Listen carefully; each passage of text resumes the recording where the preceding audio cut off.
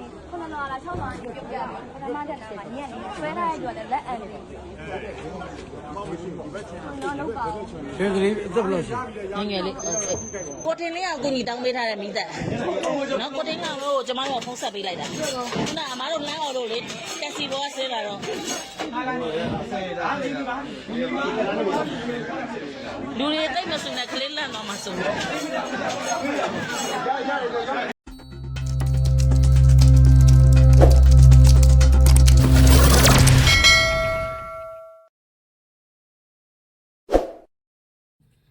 အားလုံးပဲမင်္ဂလာပါမင်းထင် channel မှာကြိုဆိုလိုက်ပါတယ်ဒီဗီဒီယိုလေးမှာတော့18ရက်10လ2025ညထူးခြားတဲ့သတင်းလေးတချို့တင်ဆက်ပေးမှာဖြစ်ပါတယ်18ရက်10လ2025ည17နာရီ10မိနစ်ဝန်းကျင်ခန့်မှာရန်ကုန်မှာငလျင်လှုပ်ခတ်ခဲ့ပါတယ် Richter scale 3.9 နဲ့လှုပ်ခတ်ခဲ့တာဖြစ်ပါတယ်အားကအရင်မပြင်းဘူးဆိုပေမဲ့ဘိုးပြူပြီးလှုပ်ခတ်တဲ့နေရာပေါ်မူတည်ပြီးတော့တိတာခဲ့ပါတယ်ခုလိုငလျင်လှုပ်သွားတာနဲ့ပတ်သက်ပြီးတော့ social media မှာလည်းလူအများကစိုးရိမ်နေကြတယ်။ချို့ကလည်းရန်တမ်းဖြီးဖြန်းပြီးတော့ဟောကိန်းလို့ဘာလို့နဲ့ငလျင်နဲ့ပတ်သက်ပြီးတော့ဟောခဲ့တာတွေရှိတယ်။ထပ်ပြီးတော့ဖြစ်လာဖို့ကိုလည်းပြောထားတာတွေရှိတယ်။အဲ့ဒီလိုပြောတာတွေနဲ့ပတ်သက်ပြီးတော့လူတွေကတိုးလောစိုးရိမ်ပူပန်နေကြပါတယ်။အဲ့တော့ငလျင်နဲ့ပတ်သက်ပြီးတော့ပြောရမယ်ဆိုရင်ငလျင်ဆိုတာကဘယ်ချိန်ဘယ်ခါမှာဖြစ်မယ်ဆိုတာကိုဘယ်သူမှကြိုတင်ခန့်မှန်းလို့မရနိုင်ပါဘူး။ဟောကိန်းတွေဆိုတာကလည်းအတိအကျမမှန်နိုင်ပါဘူး။လက်ရှိကမ္ဘာကြီးမှာငလျင်တွေကမြန်မာမှာလည်းလှုပ်သွားခဲ့လို့တခြားနိုင်ငံတွေမှာလည်းလှုပ်နေတယ်။ငလျင်လှုပ်တာတွေကဒီနှစ်ထဲမှာအတော်များနေတယ်ပေါ့နော်။ပုံမှန်ထက်ကိုအရင်နှစ်တွေထက်ကိုများနေတယ်။ဒီလိုအခြေအနေမှာလူလေကြတတ်တဲ့ဟောကိန်းသမားတွေကသူတို့ကဖြစ်နိုင်ခြေရှိတဲ့အခြေအနေပေါ်မူတည်ပြီးတော့ငလျင်ဖြစ်မယ်ဆိုပြီးတော့ကြိုပြီးတော့ဟောကိန်းတွေထုတ်ကြတယ်။အဲ့ဒီလိုဟောကိန်းထုတ်တာနဲ့ပတ်သက်ပြီးလူတွေက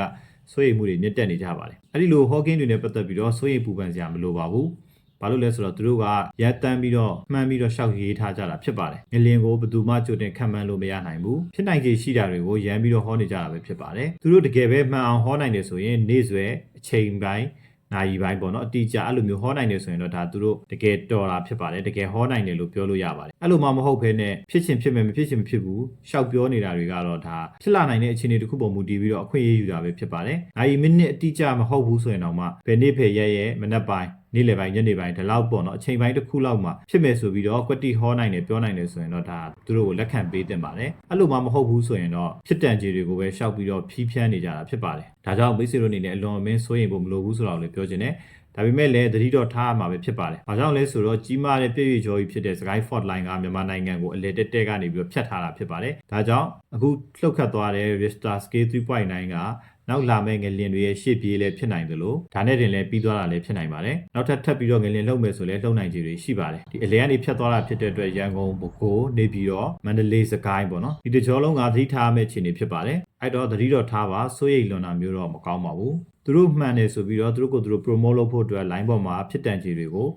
hawking ထုတ်နေတဲ့ဟာတွေကိုတော့မယုံကြစေချင်ပါဘူးနောက်ထပ်သတင်းလေးတစ်ခုကတော့ကလေးတယောက်9ထပ်တိုက်ပေါ်ကနေပြုတ်ကျတာကိုအသက်အန္တရာယ်ဆုံးရှုံးမှုမရှိအောင်ကယ်တင်လိုက်နိုင်တဲ့ဝမ်းသာစရာသတင်းလေးဖြစ်ပါတယ်တိုက်9လွှာပေါ်ကကလေးတယောက်ပြုတ်ကျတာကိုအောက်အလွှာတစ်ခုကမျိုးသားကနေပြီးတော့လှမ်းပြီးတော့ဆွဲထားပေးလိုက်နိုင်တာဖြစ်ပါတယ်စဉ်းစားကြည့်ရင်တော့တကယ်ကိုမလွယ်တဲ့ကိစ္စပါဒီကိစ္စမှာတော့မြန်မာနိုင်ငံမိသက်တပ်ဖွဲ့ရဲ့အချိန်မီလာရောက်ပူးပေါင်းကူညီပေးတာကိုလည်းအသိမှတ်ပြုရမှာဖြစ်ပါတယ်ဒီကြောင်းလေးနဲ့ပတ်သက်ပြီးတော့ဗီဒီယို footage တချို့ဖွင့်ပြပေးပါမယ်ကြည့်လိုက်ရအောင်6လောနေခုနလောလာ6လောနေပြုတ်ပြပထမတက်နာမှာညက်နေဆွဲထားတဲ့ကြွတယ်လက်အန်နေနော်လောက်ပါဘူး ဆွဲကလေးအသက်ဘယ်လိုရှိ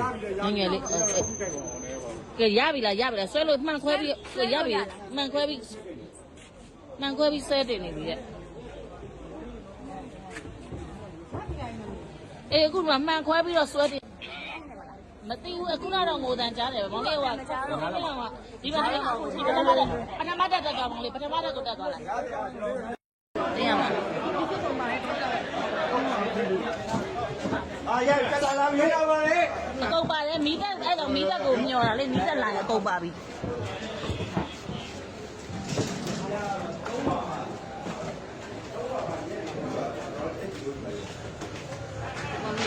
မတို့ကသတင်းပြန်ပို့ဟုတ်ကဲ့နော်အဲ့တော့မတို့ခေါ်ပေးထားတာဆိုတော့မတို့ပြန်ပို့ပေးရအောင်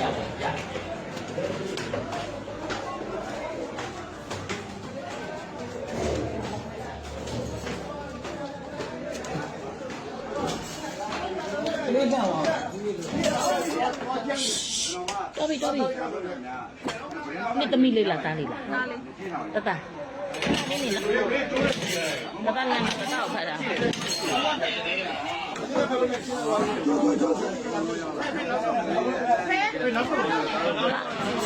ဒီမကူနဲ့ဒီမှာ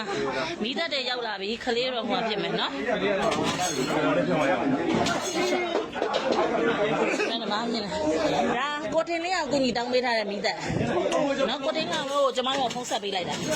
နအမားတို့လမ်းအော်တို့လေတက်စီဘောဆင်းလာတော့ ကိုခင်လဲအောင်တော့ပလဲမီတက်ကဖြစ်ပါတယ် လူတွေသိမဆို ။တော်များလည်းတည်တဲ့လူသိကြပါ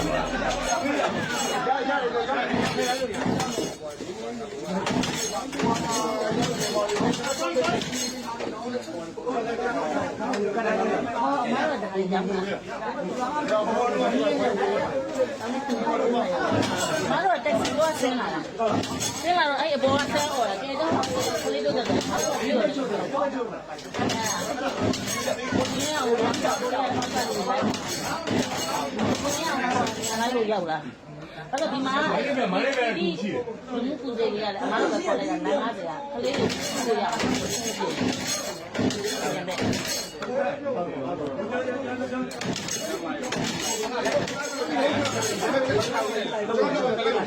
အမားတို့ခေါ်လေညီမလေးတို့မလောက်တဲ့လူတွေခဏသမီးနောက်ဆုံးလိုက်တာနောက်ဆုံးကြောင်လို့ဝင်နောက်ဆုံးသမီးတို့ကကြောင်နောက်ဆုံးပြန်ပါစားလေနောက်ဆုံးလာ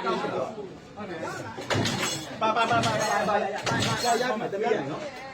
အကွေးလိုက်တယ်ဦးကျွန်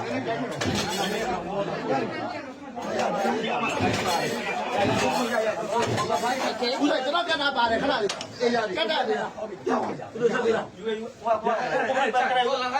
ကတ်တာယူမယ်ကတ်တာဟိုက်ဒရိုနစ်ကတ်တာပါတယ်အဲ့ဒါကတ်တာယူမယ်ကတ်တာယူမယ်ကတ်တာအကုန်ပြဟောပါတယ်ပြပြသူတို့ရတဲ့ကလေးလေးလမ်းတော့ဒီခဏလေးတော့ရတယ်ရတယ်လို့မှာဟောကြတယ် မတို့ကားပေါ်ဆက်သမီးတို့အော်ရဲဆက်တာဘုံအချိဆက်တာဒီမှာတို့တရားနေပဲကနေပြီဒါတော့ဇွဲပေးရမှာဒါတော့ဒီလိုလေး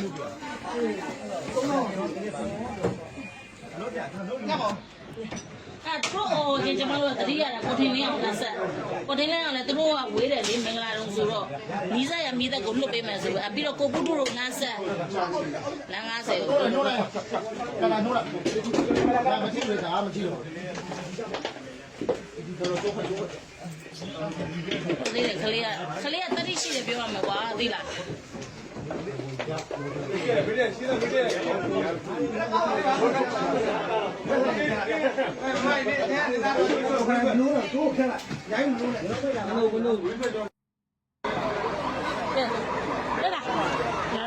လိုက်နိုင်ငါတို့အုံဆုံးတည်တာပြီးတော့အဲ့ကိုတင်လေးအောင်ဆက်ပေး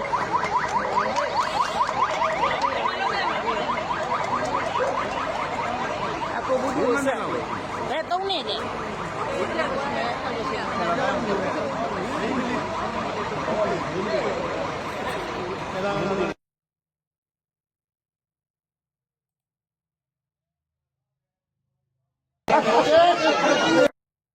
ရပြီခါလေးရ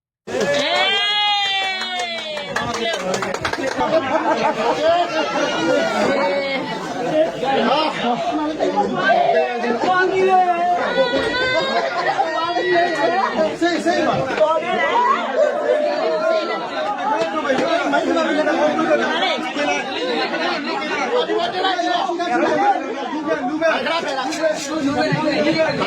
ကလေးမလေးကအသက်3နှစ်အရွယ်ဖြစ်ပါတယ်အားလုံးဝိုင်းဝန်းပူးပေါင်းကူညီပြီးတော့အသက်အန္တရာယ်မရှိအောင်ကယ်တင်ခဲ့နိုင်ပါတယ်။စိုးရိမ်စရာထိခိုက်ဒဏ်ရာကြီးကြီးမားလည်းဘာမှမရှိခဲ့ပါဘူး။ပြီးတော့ဒီကလေးမလေးကန်ကောင်းတယ်လို့လည်းပြောလို့ရတယ်။သူပြုတ်ကျတဲ့အချိန်မှာအောက်ကတလွှာကလားမသိဘူး။မျိုးသားတယောက်ကလှမ်းပြီးတော့ဆွဲထားပေးလိုက်နိုင်တာကြောင့်မြေကြီးပေါ်ကိုမကျသွားတာဖြစ်ပါတယ်။ကဲလို့မြေကြီးပေါ်ကျသွားခဲ့မယ်ဆိုရင်တော့အသက်အန္တရာယ်စိုးရိမ်ရတဲ့အခြေအနေမျိုးဖြစ်သွားနိုင်ပါတယ်။တိုက်ဆိုင်ဆိုင်အဲ့ဒီအချိန်မှာအဲ့လိုဖမ်းဆွဲပေးထားလိုက်နိုင်တဲ့သူကိုလည်းချီကျူးဂုဏ်ပြုရမယ့်အခြေအနေမျိုးပါ။သူကြောင့်သာမဟုတ်ရင်တော့မတွေးရဲစရာပါပဲ။သူကဖမ်းဆွဲထားပြီးတဲ့နောက်မှာလည်းဆွဲထားထိန်းထားတဲ့ချိန်ကြာလာတဲ့မြတ်သူလက်ကလည်းအန်သေးလာတယ် အဲ့ဒီချိန်မှာပဲကုညီတောင်းထားတဲ့မိသက်တပ်ဖွဲ့ဝင်တွေကလည်းအချိန်မီရောက်လာပြီးတော့ဝိုင်းဝန်းပူးပေါင်းပြီးတော့ကယ်တင်နိုင်ခဲ့တာဖြစ်ပါတယ်ကလေးမလေးရဲ့အသက်ကိုအားလုံးဟန်ချက်ညီစွာနဲ့အချိန်မီကယ်တင်နိုင်ခဲ့တဲ့ဝမ်းမြောက်စရာအကြောင်းအရာလေးဖြစ်ပါတယ်ဒီဗီဒီယိုလေးကတော့ဒီလောက်ပါပဲအားလုံးပဲငလျင်နဲ့ပတ်သက်ပြီးတော့လည်းစိုးရိမ်မလွန်ကြပါနဲ့သတိတော့ထားကြပါမိတ်ဆွေတို့ရဲ့အမြင်ကိုလည်း comment မှာဝင်ရောက်ရေးသားဆွေးနွေးသွားလို့ရပါတယ်ကျွန်တော်ရဲ့ channel လေးမှာအခုလိုပဲစိတ်ဝင်စားစရာတွေသတိထားစရာတွေထူးခြားဖြစ်စဉ်တွေနဲ့ဘူးတူတာရစရာတွေကိုစဉ်ဆက်မပြတ်တင်ဆက်ပေးမှာမို့ channel လေးကို subscribe နှိပ်ပြီး notification လေး on ခဲ့ဖို့ပြောချင်ပါတယ်ကြည့်ရှုပေးသူအားလုံးကိုလည်းကျေးဇူးများကြီးတင်ပါတယ်မိတ်ဆွေတို့အားလုံးပေးကင်းကြပါစေ